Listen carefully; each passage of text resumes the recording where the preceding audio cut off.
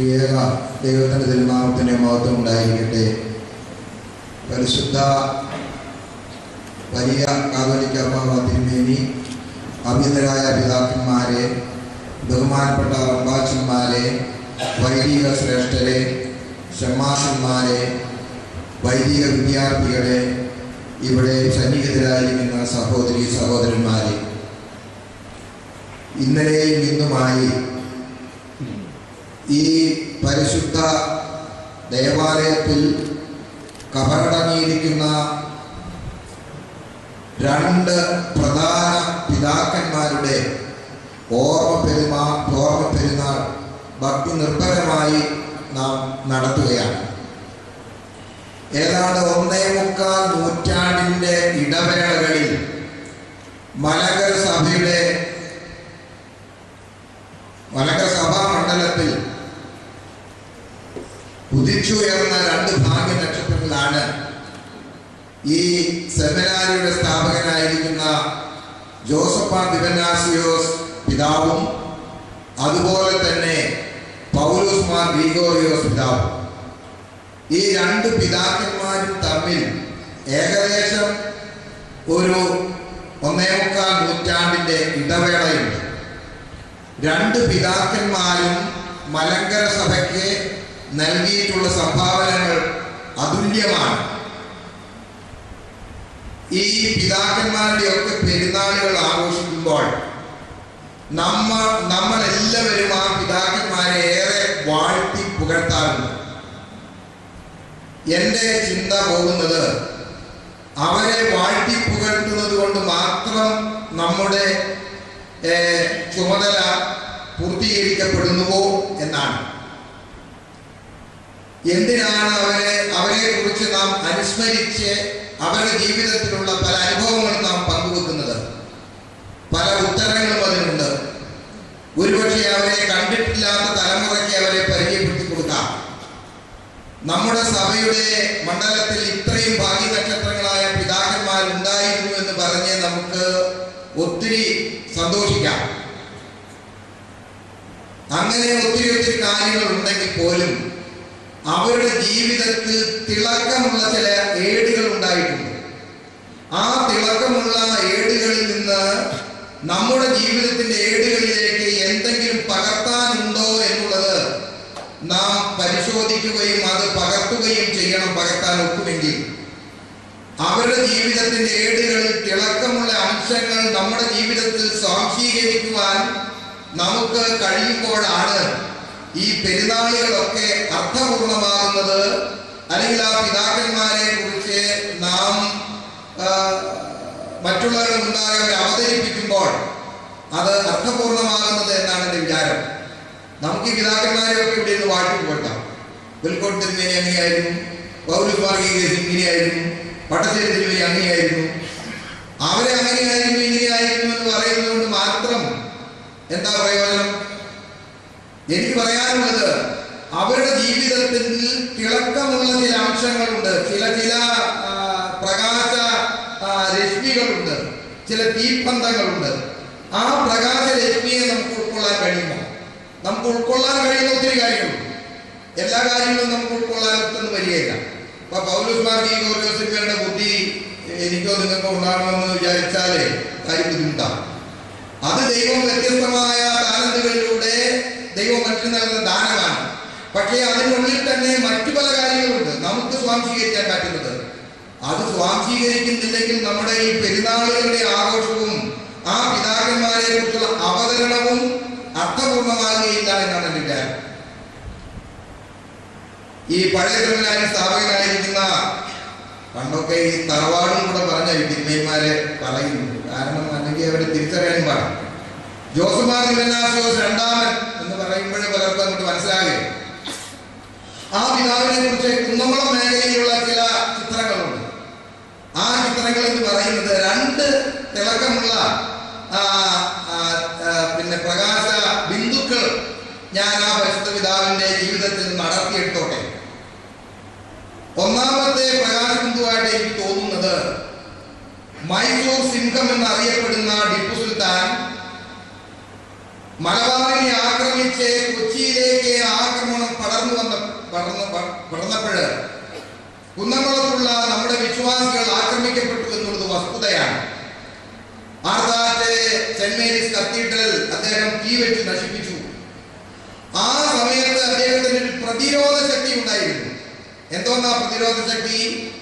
ആ ജനങ്ങളെ വിശ്വാസത്തിൽ ഉറപ്പിച്ചു നിർത്തുവാൻ വേണമെങ്കിൽ മൈസൂർ ശൃംഗത്തിന്റെ മുൻപിൽ സ്വയം ബലിയർപ്പിക്കപ്പെടുവാൻ അദ്ദേഹം തയ്യാറായി എന്നുള്ളതാണ് കുന്നംകുളം മേഖലയിലുള്ള ഞങ്ങൾ കാലം ചെയ്ത അച്ഛൻ അദ്ദേഹം പറഞ്ഞു.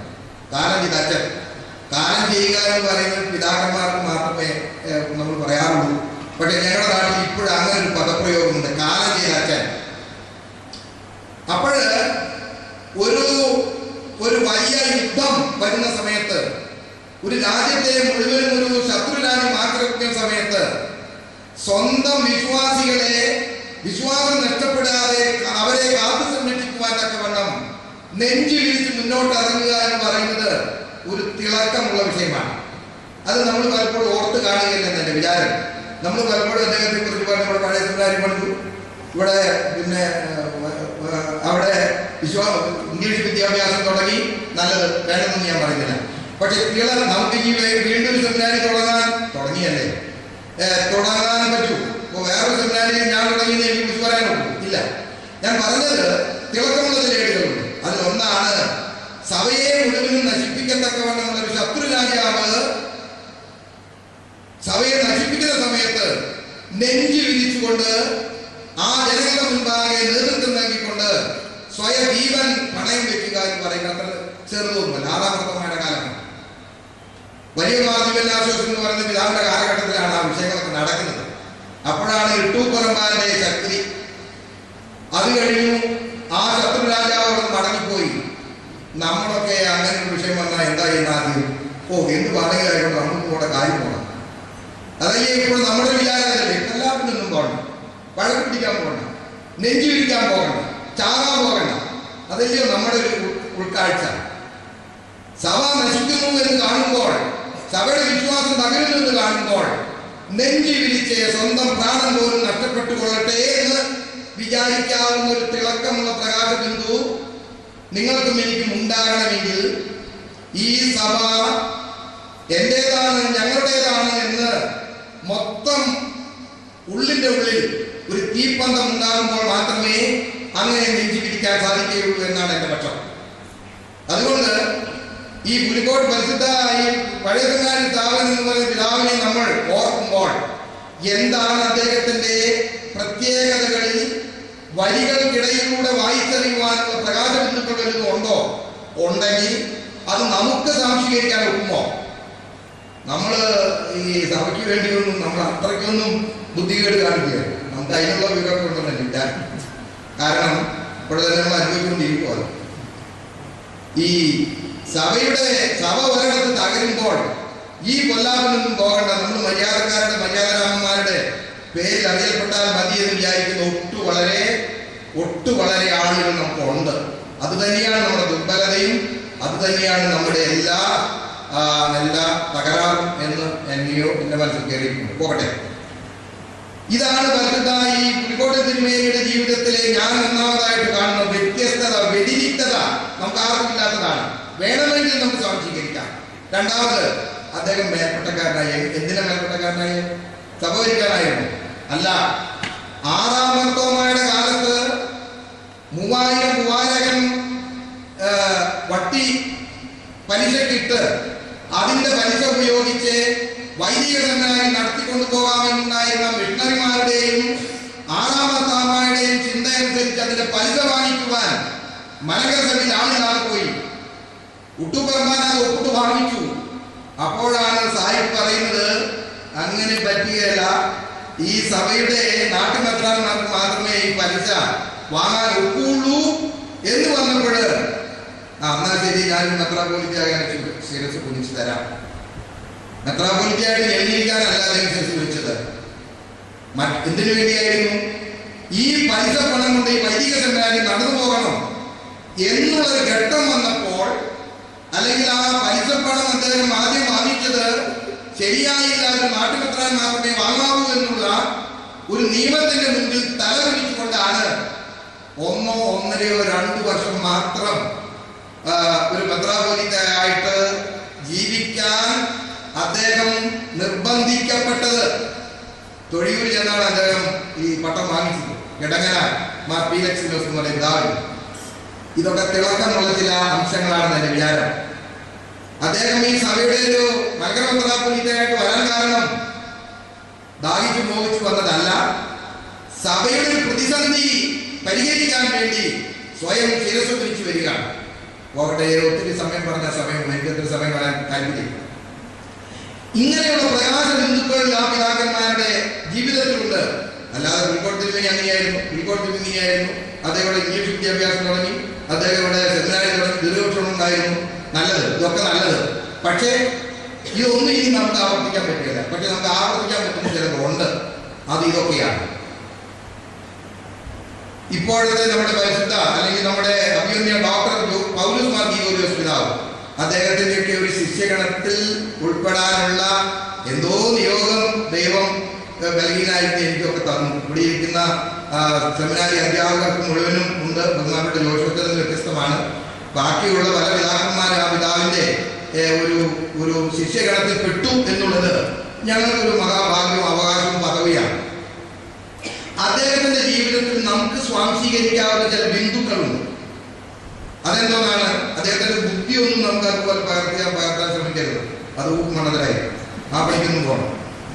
എന്നാൽ അദ്ദേഹത്തിന്റെ കുടുംബ പശ്ചാത്തലവും സാമ്പത്തിക ഞെരുക്കവും ഒക്കെ പരിഗണിച്ച് ആ പശ്ചാത്തലത്തിൽ ലോകത്തിന്റെ മുൻപാകെ ഉയർന്നു വരുവാനുള്ള സകല കഴിവുകളും അദ്ദേഹത്തിന് സിദ്ധിച്ചിട്ടുണ്ട് എന്ന് അദ്ദേഹത്തിന് ബോധ്യപ്പെടുമ്പോഴും അദ്ദേഹം സഭയുടെ സേവനത്തിന് വേണ്ടി സ്വന്തം കഴിവും ജീവിതവും സമ്പൂർണമായി സമർപ്പിക്കുകയാണ്. അതൊരു തിളക്കുള്ളതാണ്.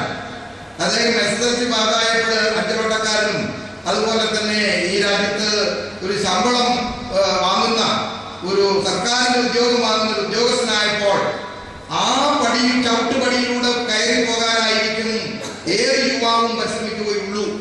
കാരണം കുടുംബത്തിൽ അല്പം സാമ്പത്തിക ഞെരുക്കും കൂടെ ഉണ്ടെങ്കിൽ അപ്പോഴാണ് ആ സ്ഥാനത്ത് നിന്ന് നമ്മൾ പറയും ദൈവം പിടിച്ചുകൊണ്ട് വന്നതാന്നൊക്കെ പറഞ്ഞു. അതൊക്കെ ശരിയാ. ദൈവം പിടിക്കുമ്പോൾ പോണ്ടേ? ഈ ദൈവം പിടിക്കുന്ന സമയത്ത് നമ്മൾ സമ്മതമില്ല എന്ന് പറഞ്ഞാൽ പോരാ. യുവാവായ പോൾ വർഗീസ് ദൈവം പോൾ വർഗീസിന്റെ കൈ പിടിച്ചപ്പോൾ എനിക്ക് സൗകര്യമില്ല എന്ന് വേണമെങ്കിൽ പറയാം. കാരണം അതിനേക്കാൾ അട്രാക്ഷൻ മറ്റൊന്നാണ് എന്ന് അദ്ദേഹത്തിന് വേണമെങ്കിൽ വിചാരിക്കാം. പക്ഷേ അവിടാണ് ആ പിതാവിന്റെ ഒരു തിളക്കമുള്ളതായിട്ട് ഞാൻ കാണുന്നത്. മാത്രമല്ല 58-ൽ സഭയുടെ സമാധാനം ഉണ്ടായെങ്കിൽ പരിശുദ്ധ സഭയിൽ സമാധാനം ഉണ്ടായെങ്കിൽ മാത്രമേ ഞാൻ പൗരോഹിത്യത്തിലൂടെ കടന്നു വരികയുള്ളൂ എന്ന് വ്യക്തി ജീവിതത്തിൽ തീരുമാനമെടുത്തിട്ടുണ്ട് എന്ന് എന്നെ പഠിപ്പിച്ച ക്ലാസ്സിൽ തിരുമേനി പറഞ്ഞിട്ടുണ്ട്. അപ്പോൾ അതൊക്കെ വലിയ ഒരു സഭയ്ക്ക് വേണ്ടി സമ്പൂർണമായ സമർപ്പണം അതിന്റെ പുറകിലുണ്ട്. അല്ലെന്നുണ്ടെങ്കിൽ കുടുംബകാര്യങ്ങൾക്ക് വേണ്ടിയോ അദ്ദേഹത്തിന്റെ ജീവിത പശ്ചാത്തലത്തിൽ അനുഭവിക്കുന്ന ദുരിതങ്ങൾക്കൊരു പരിഹാരം എന്നോണോ അങ്ങനെ വിചാരിക്കും സാധാരണ നമ്മളൊക്കെ വിചാരിക്കുന്നത്. അതിന് വ്യത്യസ്തമായിരുന്നു ആ പരിശുദ്ധ പിതാവ്. ആ പരിശുദ്ധ പിതാവ് ആരായിരുന്നു എന്ന് ഒരുപക്ഷേ നമുക്ക് ഒത്തിരി പേർക്കൊക്കെ അദ്ദേഹത്തെ പരിചയപ്പെടാൻ ഒത്തിട്ടുണ്ട്, സംസാരിക്കാൻ ഒത്തിട്ടുണ്ട്, കേൾക്കാൻ ഒത്തിട്ടുണ്ട്. അദ്ദേഹം ഇപ്പോഴും വേണ്ടതുപോലെ ലോകത്തിൽ അറിയപ്പെട്ടോ സഭയിൽ അറിയപ്പെട്ടോ അതിനേക്കാൾ ഗംഭീരമാണ് 1966 മെത്രാപ്പൊലീത്ത സ്ഥാനത്തേക്ക് മലങ്കര സഭ മുഴുവനും അദ്ദേഹത്തെ തെരഞ്ഞെടുത്തപ്പോൾ പരിശുദ്ധ സുന്നകലോസ് അദ്ദേഹത്തോട് പറഞ്ഞു, ആകട്ടെ, നിൽക്കട്ടെ. അതൊരു തിളക്കമുള്ളതാണ്. നമ്മളാണെങ്കിൽ പല കേസിൽ പോയിട്ട് എന്തെങ്കിലും ഒപ്പിച്ച് കുഴപ്പമുണ്ടാക്കാൻ പറ്റുമെന്ന് നോക്കും. കാരണം എനിക്കതായില്ല, അങ്ങനെ മലങ്കര സഭയിൽ ഇനി ഒറ്റ മെത്രാന്മാരുണ്ടാകണം. ആ പടിയായിരിക്കും നമ്മൾ പോകുന്നത്. അപ്പൊ ഞാൻ പറഞ്ഞത് നമുക്ക് സ്വാംശീകരിക്കാവുന്ന തിളക്കമുള്ള പല വിഷയങ്ങളും ഉണ്ട്. പ്രിയമുള്ളവരെ, ഞാൻ വാക്കുകൾ ധരിപ്പിക്കുന്നില്ല. അത്രയും ഭാഗ്യനക്ഷത്രങ്ങൾ എന്ന് ലോകത്തിന് മുമ്പാകെ ആർക്കും സാക്ഷ്യപ്പെടുത്താവുന്ന 2 പിതാക്കന്മാർ. ആ പിതാക്കന്മാരുടെ ഓർമ്മ പെരുന്നാളാണ് നമ്മൾ നടത്തുന്നത്. അവരുടെ ചില സ്വപ്നങ്ങളാണ് ഈ സെമിനാർ. ഇവിടെ പഠിക്കുന്ന കുഞ്ഞുങ്ങൾ സഭയുടെ നക്ഷത്രങ്ങളായി അവര് വളർന്ന് വലുതാകണം. അപ്പോ ഇവിടെ നമ്മൾ ചില കാര്യങ്ങളൊക്കെ സ്വയം ചിന്തിച്ച് അതിനനുരൂപമായി രൂപപ്പെടുത്തണം. അല്ലെങ്കിൽ നമുക്ക് എവിടെയോ സ്പെല്ലിംഗ് മിസ്റ്റേക്ക് ഉണ്ടെന്ന് ഞാൻ പറയും. അതുകൊണ്ട് ഈ സെമിനാരി സ്ഥാപകന്റെ സ്വപ്നം എന്തായിരുന്നു? അതുപോലെ തന്നെ ആധുനിക സെമിനാരിയുടെ കാലഘട്ടത്തിൽ ശില്പിയായി അറിയപ്പെട്ട പരിശുദ്ധ അഭിമന്യ ഗ്രിഗോറിയോസ് തിരുമേനിയുടെ സ്വപ്നം എന്തായിരുന്നു? അതൊക്കെ ഇന്നും നിർവഹിക്കുന്നുണ്ടോ എന്ന് ഒരു ആത്മപരിശോധന ചെയ്യണം. ഉണ്ടെങ്കിൽ നല്ലത്.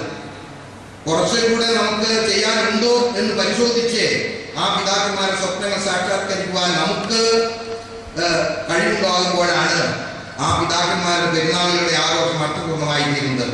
ഞാൻ എൻ്റെ വാക്കുകളോട് ചുരുക്കട്ടെ. ഒരുപാട് ഇങ്ങനെയുള്ള പിതാക്കന്മാർ നമുക്കുണ്ട്. അതാണ് നമ്മുടെ സമ്പത്ത്.